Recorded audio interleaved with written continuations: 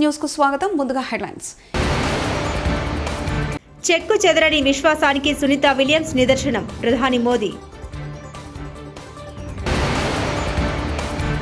Rahul Gandhi ఆదేశాలతోనే SC వర్గీకరణ. CM Revanth కీలక వ్యాఖ్యలు. బిల్ గేట్స్ తో ముగిసిన చంద్రబాబు భేటీ. తెలంగాణ అసెంబ్లీలో బడ్జెట్ ను ప్రవేశపెట్టిన మంత్రి భట్టి. నాసా వ్యోమగాములు సునీత విలియమ్స్, బుచ్ విల్మోర్ భూమిపైకి సురక్షితంగా చేరుకోవడంపై ప్రధానమంత్రి నరేంద్ర మోదీ సంతోషం వ్యక్తం చేశారు. ధైర్యానికి, అపరిమిత మానవ స్ఫూర్తికి నాసా క్రూ 9 మిషన్ పరీక్ష అని ప్రధాని మోదీ అన్నారు. సునీత విలియమ్స్ క్రూ 9 వ్యోమగాములు పట్టుదల అంటే ఏంటో మరోసారి చూపించారు అంటూ కొనియాడారు. తెలియని విస్తారమైన పరిస్థితుల్ని ఎదుర్కొన్న చెక్కు చెదరని వారి అచంచలమైన సంకల్పం లక్షలాది మందికి ఎప్పటికీ స్ఫూర్తినిస్తూ ఉందంటూ ఎక్స్ వేదికగా మోదీ ప్రశంసించారు. ఆంధ్రప్రదేశ్ ముఖ్యమంత్రి చంద్రబాబు నాయుడు రాష్ట్రానికి పెట్టుబడులు ఆకర్షించడం కోసం రేయింబవళ్లు కష్టపడుతున్నారు. ప్రపంచ ప్రఖ్యాతిగాంచిన కంపెనీల అధిపతులను కలుస్తున్నారు. ఏపీలో పెట్టుబడులు పెట్టాల్సిందిగా కోరుతున్నారు. ఈ నేపథ్యంలోనే బుధవారం మైక్రోసాఫ్ట్ అధినేత బిల్ గేట్స్ తో భేటీ అయ్యారు. ఢిల్లీలో వీరిద్దరూ సమావేశమయ్యారు. ఈ సందర్భంగా గేట్స్ ఫౌండేషన్, ఏపీ ప్రభుత్వం మధ్య కీలక ఒప్పందాలు జరిగాయి. విద్య, ఆరోగ్యం, వ్యవసాయ రంగాల్లో గేట్స్ ఫౌండేషన్ ఏపీకి సహకారం అందించడానికి ఒప్పుకుంది. వీటికి సంబంధించిన అంశాలపై గేట్స్ ఫౌండేషన్ ప్రతినిధులు, ఏపీ ప్రభుత్వ అధికారులు ఒప్పంద పత్రాలపై సంతకాలు చేసి మార్చుకున్నారు. ఏఐసీసీ అగ్రనేత రాహుల్ గాంధీ ఆదేశాలతోనే తెలంగాణలో ఎస్సీ వర్గీకరణ చేశామని రాష్ట్ర ముఖ్యమంత్రి రేవంత్ రెడ్డి పేర్కొన్నారు. వర్గీకరణ మాదిగల న్యాయమైన హక్కు అని తెలిపారు. మంత్రి ఉత్తమ్ కుమార్ రెడ్డి నేతృత్వంలో వర్గీకరణ కోసం అధ్యయనం చేశామని తెలిపారు. ఇవాళ ఎస్సీ సంఘాల ప్రతినిధులతో ముఖ్యమంత్రి రేవంత్ రెడ్డి సమావేశమయ్యారు. ఈ సందర్భంగా సీఎం రేవంత్ రెడ్డి మాట్లాడారు. ఎస్సీ వర్గీకరణ చేసినందుకు కాంగ్రెస్, రాహుల్ గాంధీలను మాదిగలు అభినందించారని తెలిపారు. భవిష్యత్తులో న్యాయపరమైన చిక్కులు రాకుండా 1 మెన్ కమిషన్ వేశామని గుర్తు చేశారు. 199 పేజీలతో ఓ నివేదికను కమిషన్ ఇచ్చిందని అన్నారు. ఎస్సీలను 3 గ్రూపులుగా విభజించారని తెలిపారు. వర్గీకరణ ఎవరికీ వ్యతిరేకం కాదు, మాదిగలకు జరిగిన అన్యాయాన్ని సరిదిద్దడమని ముఖ్యమంత్రి రేవంత్ రెడ్డి తెలిపారు. అట్లా కాకుండా మా న్యాయమైన హక్కు ఎవరిచ్చినా మాకు తప్పకుండా ఇస్తారు కాబట్టి ఉత్తమ్ కుమార్ రెడ్డి గారిని చైర్మన్గా పెట్టు అని వారు సూచన చేశారు. ఉత్తమ్ కుమార్ రెడ్డి గారిని చైర్మన్గా పెట్టి, దామన్నను కో చైర్మన్గా పెట్టి, పొన్నం ప్రభాకర్ గారిని, సీతక్కను, అదేవిధంగా శ్రీధర్ బాబు గారిని అందరినీ కమిటీలో వేసి, మల్లు రవి గారిని కూడా ఈ కమిటీలో పెట్టి 6 సార్లు సమావేశం చేసిన తర్వాత ఇది 7 మంది న్యాయమూర్తులు ఇచ్చిన జడ్జిమెంటు. పరిపాలన పరంగా మనం ఎంత విశ్లేషించినా న్యాయపరంగా కూడా దీన్ని విశ్లేషించాలి. భవిష్యత్తులో న్యాయపరమైన చిక్కులు మళ్ళీ రాకూడదు. దీనికి శాశ్వత పరిష్కారం చూపించాలి. శాశ్వత పరిష్కారం చూపించాలంటే 1 మ్యాన్ కమిషన్ ఏర్పాటు చేయాలని చెప్పి వారు సూచన చేశారు. 1 మ్యాన్ కమిషన్ విషయంలో కూడా చాలా రకాలుగా ఆలోచన చేసినాం. వీళ్ళనేద్దామా వాళ్ళనేద్దామా అని. ఎవరినేసినా ఏదో ఒక అనుమానమో ఏదైనా అంశాలలో ఏదైనా ఆపాదిస్తే అది ఇబ్బందికరం అవుతుందని షమీమ్ అఖ్తర్ అత్యంత నిజాయితీపరుడు. ఈ వర్గాల ఏ వర్గాన్ని కూడా ఏ వైపు తీసుకోవాల్సిన అవసరం లేనివాడు. అతన్ని హైకోర్టు జడ్జిగా రిటైర్ అయితే వారిని 1 మ్యాన్ కమిషన్, జ్యుడిషియల్ కమిషన్ జడ్జిగా వారిని నియమించి 59 ఉపకులాలను ఏ రకంగా వర్గీకరించాలి, రోస్టర్ విధానం ఎట్లా ఉండాలి ఏందని చాలా లోతు విశ్లేషించి 59 కులాలకైన 199 పేజీల ఒక విశ్లేషణ మొత్తం ఇచ్చిండు. ఒక్కొక్క సామాజిక వర్గము ఇప్పటి వరకు ఒక డాక్టర్ కానీ, ఒక చిన్న గ్రాడ్యుయేట్ అయిన కాని ఉన్నాయి, ఓ చిన్న డాక్టరో లేకపోతే ఒక గెజిటెడ్ ఆఫీసర్ ఉద్యోగం రాని వర్గాలు చాలా ఉన్నాయి. వాటి ఒక్కొక్కరిని విశ్లేషించుకుంటూ 199 పేజీల ఒక నివేదిక తయారు చేస్తూ ఈరోజు ఎస్సీ 15% రిజర్వేషన్లను గ్రూప్ 1కు 1%, గ్రూప్ 2కి 9%, గ్రూప్ 3కి 5%, ఏ గ్రూపులలో ఎవరెవరు ఉండాలనో కూడా విశ్లేషించాను. ఈరోజు మా సోదరులు మా లక్ష్మణ్ 9 అంటున్నాడు. 9 కాదు, 10 మీకే ఇచ్చింది. ఎందుకంటే అతి తక్కువ జనాభా ఉన్న వాళ్ళు ఎన్నడూ ఏ అభివృద్ధి ఫలాలు ఆశించని వాళ్ళని గ్రూప్ 1లో పెట్టాం. తర్వాత మోడరేట్గా కొంచెం పర్వాలేదు అనుకున్న వాళ్ళని గ్రూప్ 2లో పెట్టుకున్నాం. సిగ్నిఫికెంట్గా బెనిఫిట్ అంటే కొంచెం మెరుగైన ఫలితాలను సాధించుకున్న వాళ్ళని గ్రూప్ 3లో పెట్టుకున్నాం. సో గ్రూప్ 1 అండ్ గ్రూప్ 2లో ఉన్నది. ఆర్థిక సంవత్సరానికి గాను రాష్ట్ర వార్షిక బడ్జెట్ను ఆర్థిక మంత్రి భట్టి విక్రమార్క తెలంగాణ శాసనసభలో ప్రవేశపెట్టారు. మూడోసారి బడ్జెట్ను ప్రవేశపెడుతున్నారు భట్టి. ఈ సందర్భంగా మంత్రి మాట్లాడారు. ప్రజా ప్రయోజనాలే ధ్యేయంగా పారదర్శకత, జవాబుదారీతనంతో ప్రభుత్వం ముందుకు సాగుతోందన్నారు. 2025-2026 ఆర్థిక సంవత్సరానికి బడ్జెట్ ప్రవేశపెడుతున్నందుకు సంతోషంగా ఉందన్నారు. సంక్షేమం, అభివృద్ధిని సమపాలలో రంగరించి జోడు గుర్రాల తరహాలో సుపరిపాలన రథాన్ని పరుగులు పెట్టించడంతో సఫలీకృతమయ్యామన్నారు. అంబేద్కర్ సూచనలను అనుసరిస్తూ ప్రజాపాలన చేస్తున్నామన్నారు. అధికారాన్ని హోదాగా భావించకుండా ప్రజల జీవన స్థితిగతుల్ని మెరుగుపరుస్తున్నామని తెలిపారు.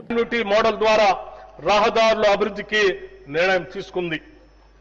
ఈ మోడల్లో 40% ప్రభుత్వ నిధులతో 60% ప్రైవేట్ డెవలపర్ల పెట్టుబడితో రహదారులు అభివృద్ధి చేస్తాం. హ్యామ్ మోడల్లో 2028 వరకు 17,000 కిలోమీటర్ల గ్రామీణ రహదారుల్ని సుమారు 28,000 కోట్ల రూపాయల అంచనా వ్యయంతో అభివృద్ధి చేయాలని లక్ష్యంగా పెట్టుకున్నాం. నా సిద్దిపేట నియోజకవర్గంలోనే 2 లక్షల రూపాయల రుణమున్నా 10,150 మంది రైతులకు రుణమాఫీ జరగలేదు. పూర్తిగా రుణమాఫీ చేసినామని అబద్దాలు చెబుతున్నారు. మీ మధిర నియోజకవర్గానికి వెళ్లి రుణమాఫీ అయిందా అని రైతులను అడుగుదామా? భట్టి గారు. మాజీ మంత్రి ఎమ్మెల్యే హరీష్ రావు. అంటే మరి నువ్వు 2 లక్షల లోపు అయిపోయింది అనేది పిచ్చి అబద్ధం కదా. 2 లక్షల లోపు రుణమాఫీ అయిందన్నావు కదా. బట్టి పోదామా మధిరకు? ఎప్పుడు పోదాని చెప్పు, పోయి అడుగుదాంపా. రుణమాఫీ మొత్తం అయిందా? ఏ ఊరికి పోదావో నీ నియోజకవర్గంలో చెప్పు. లేదు నా నియోజకవర్గానికి వస్తా అంటే సాధారణంగా నేను ఆహ్వానిస్తా. ఇవాళ మహాలక్ష్మి 2,500 ఇస్తారేమో, బడ్జెట్ లో పొందుపరుస్తారేమో అంటే ఆ మహాలక్ష్మి ఊసే లేదు. 2,500 రూపాయల సంగతి దేవుడెరుగు కానీ 250 కోట్లతో అందాల పోటీలకు మాత్రం డబ్బులు పెట్టిండు రేవంత్ రెడ్డి. అందాల పోటీలకు 250 కోట్లు బడ్జెట్ లో పెట్టిండు. కానీ 2,500 రూపాయల మహాలక్ష్మికి మాత్రం నయా పైసా బడ్జెట్ లో పెట్టలేదు. మీరు అధికారంలో ఉండగా పిల్లలకి ఇచ్చిన డిక్షనరీలో గాడ్ అనే పదానికి అర్థం ఏమి పెట్టారు? మేము ఈరోజు అన్ని మతాలు సమానమని గాడ్ అనే పదానికి అర్థం ఇచ్చాం. ఈరోజు మీరొచ్చి మతాలను రెచ్చగొడుతూ కాంట్రవర్సీ, తప్పుడు ప్రచారాలు చేస్తే చూస్తూ ఊరుకోం. నారా లోకేష్ విద్యాశాఖపై 2 గంటల చర్చ పెడితే చర్చ నుండి ఎందుకు పారిపోయారు? చేస్తున్నారు.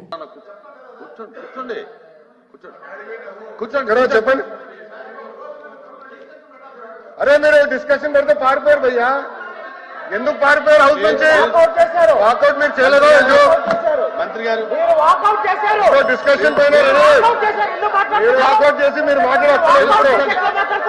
ఏం మాట్లాడతారు మీరు? అరే మీరు వాకౌట్ చేసి మాట్లాడతారు.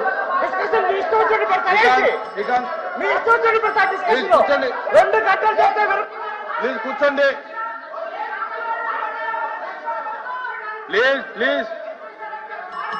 ప్లీజ్ కూర్చోండి. కూర్చోండి. అధ్యక్ష ఒక్క నిమిషం. అధ్యక్ష కూర్చోండి. అధ్యక్ష no 1 second. I am not yielding. 1 second. I have the floor of the house. I am not yielding. అధ్యక్ష నేను సూటిగా ప్రశ్నిస్తున్నా. ఇప్పుడు గౌరవ సభ్యులు సాఫర్నైజేషన్ అన్న పదం వాడారు. ఒక్క నిమిషం. గౌరవ సభ్యులు విద్యా వ్యవస్థని కరికులంలో సాఫర్నైజేషన్ అన్న పదం వాడారు. He has to withdraw that statement. I'm protesting on this. మీరు ప్రింట్ చేసిన డిక్షనరీ దేవుడు, God, the one great spirit that Christians, Jews and Muslims believe made the world. Sir మీరు ఇచ్చిన డిక్షనరీ సార్, మీరు ఇచ్చిన డిక్షనరీ నేను చదువుతున్నాను సార్. తప్పేంటి సార్? అరే ఆయన లేవనెత్తారు, నేను లేవనెత్తాను. I want right to answer. మీరు ఇచ్చిన డిక్షనరీలో దేవుడు అర్థం మీరేం పెట్టారు నేను చెప్తున్నా. ఏంటండి ఆయన చెప్పిన దానికి నేను సమాధానం చెప్తున్నా. ఏంటంటే మీరు ఎల్ఓపి గారు మీ డిక్షనరీలో ఏం ప్రింట్ చేశారో ఉంది. నేను కూటమి ప్లీజ్ ఏంటి సార్ చెప్పండి. మంత్రి గారు చెప్పండి సార్. మీరు ప్రింట్ చేసిన డిక్షనరీ, మీరు 5 సంవత్సరాలు అధికారంలో ఉన్నప్పుడు ప్రింట్ చేసిన డిక్షనరీలో దేవుడికి అర్థం మీరేమి ఇచ్చారు నేను చెప్పాను. కూటమి ప్రభుత్వ అధికారులకు వచ్చిన తర్వాత డిక్షనరీలో ఏం అర్థం ఉందనేది నేను చెప్పదలుచుకున్నా. ఇది చాలా ఇంపార్టెంట్. క్వశ్చన్ ఏంటి, ఆన్సర్ ఏంటి అని ముందర మీ సభ్యుడిని అడగండి, అప్పుడు నేను సమాధానం చెప్తాను. God, the supreme being worshipped in different religious practices, emphasizing a universal creator or with specific divine powers. అది మేము ఇచ్చిన అర్థం అధ్యక్ష. ఇది ఒక్క మతాన్ని కించవచ్చే విధంగా మేము ఇవ్వలేదు అధ్యక్ష. మేము ఎక్కడ ఎట్లా అందరినీ ఇంక్లూజివ్ గా మేము తీసుకెళ్తున్నాం. మీరు కావాలని సాఫ్రనైజేషన్ అనే పదం మీరు ఇక్కడ కాంట్రవర్సీ చేసి తీసుకొచ్చారు. I'm objecting to that. I'm not accepting that. You have to withdraw. గౌరవ సభ్యుడు షుడ్ విత్డ్రా దట్ స్టేట్మెంట్ అధ్యక్ష. గౌరవ సభ్యుడు విత్డ్రా చేయాలి అధ్యక్ష. శాసన మండలిని మండలి సభ్యులను చిన్నచూపు చూస్తూ ఉన్నారంటూ మండలి విపక్షత నేత బొత్స సత్యనారాయణ ఆవేదన వ్యక్తం చేశారు. నిన్న స్పోర్ట్స్ మీట్ ఫోటో సెషన్ సందర్భంగా చైర్మన్ సహా సభ్యుల్ని అవమానించారన్నారు. స్పోర్ట్స్ మీట్ వేదిక ద్వారాల వద్ద మండలి చైర్మన్ ఫోటోలు లేవని, మండలి చైర్మన్ వ్యక్తిగతంగా కించపరుస్తూ అవమానిస్తూ ఉన్నారని బొత్స అన్నారు. ఈ వ్యవహారంపై ఎంక్వైరీ చేసి బాధ్యులైన అధికారులపై తగిన చర్యలు తీసుకోవాలని కోరారు. ఫోటో సెషన్కు వెళ్తే తనకు కుర్చీ కేటాయించలేదన్నారు విపక్ష నేత. తనతో పాటు మండలి చైర్మన్ కూడా చిన్నచూపు చూశారన్నారు. ఫోటో సెషన్ వద్ద ప్రోటోకాల్ చూస్తున్న అధికారులు నిర్లక్ష్యంగా వ్యవహరించారని ఆగ్రహాన్ని వ్యక్తం చేశారు. ఈ వ్యవహారం వల్ల శాసన మండలికి సభ్యులకు అగౌరవపరచులా ఉందన్నారు. ఎవరైతే దీన్ని ఈ విధంగా చేశారో అని చెప్పి అది కూడా ప్రభుత్వం తరఫున కూడా సానుకూలంగా చెప్పారు, చర్య తీసుకుంటామని చెప్పారు. చాలా సంతోషం. చర్య తీసుకోవాలి. ఎందుకంటే ఇలాంటి మళ్ళీ పునరావృతం కాకూడదు, ఇలాంటి పార్షియాలిటీ ఉండకూడదు. సభ అంటే శాసనసభ కంటే శాసనసభ ఇంకా గౌరవంగా ఉండాలి. అంతే కించపరిచేట్టుగా సభాధ్యక్షులు కానీ మెంబర్లు కానీ ఎవరిని కానీ ఉండకూడదు అనేది మా ఉద్దేశం. అది కూడా వీళ్ళు చెప్పడం జరిగింది. ఏమైనప్పటికీ కూడా సభలో ప్రశ్నోత్తరాల్లో కానీ లేకపోతే చెప్తున్నది కానీ అధికార దురంతో వచ్చి వారు పెడుతున్న అహంకారపూరితమైన వారితో సమాధానాలు కానీ ఒక అడిగిన ప్రశ్నకు వచ్చి సరైన సమాధానం కానీ అటు నుంచి రాకపోవడం అనేది చాలా శోచనీయం, చాలా బాధాకరం కూడా. ఏమనంటే మీరు వచ్చి మీకు అలవాటు, మీరు వాకౌట్ చేసుకోవడానికి వాకౌట్ ఎందుకు చేస్తారండి? మాకు సరదా, మాకేమైనా మాకు కాదా? మేము కూర్చొని తర్వాత మేము మాట్లాడిన తర్వాత చైర్మన్ గారు వచ్చి రూలింగ్ ఇచ్చిన తర్వాత చైర్మన్ గారు వచ్చి బిల్ బి పాస్ అయిన తర్వాత మళ్ళీ సభ్యులు మాట్లాడితే మళ్ళీ కూర్చుంటే దానికి విలువ ఏముందండి? దానికి ఆలోచన ఏముందండి? అందుకే మేము సభ నుంచి వాకౌట్ వచ్చాము.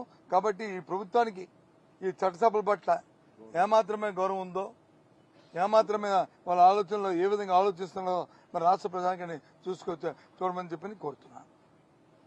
ఏపీలో మహిళలకు ఉచిత బస్సు విషయంలో కూటమి ప్రభుత్వం చేసిన మోసంపై వినూత్న నిరసన. వైఎస్సార్ కాంగ్రెస్ పార్టీ తిరుపతి ఇన్ఛార్జ్ భూమన అభినయ్ రెడ్డి ఆధ్వర్యంలో ఆర్టీసీ బస్సులో వినూత్న నిరసన.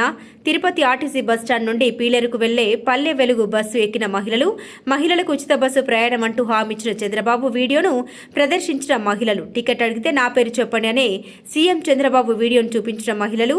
మేయర్ డాక్టర్ శిరీష ఉచిత బస్సు ప్రయాణం ఇంకా అమల్లో లేదంటూ స్పష్టం చేసిన కండక్టర్. అలిపిరి పోలీస్ స్టేషన్లో ఫిర్యాదు చేసిన కండక్టర్.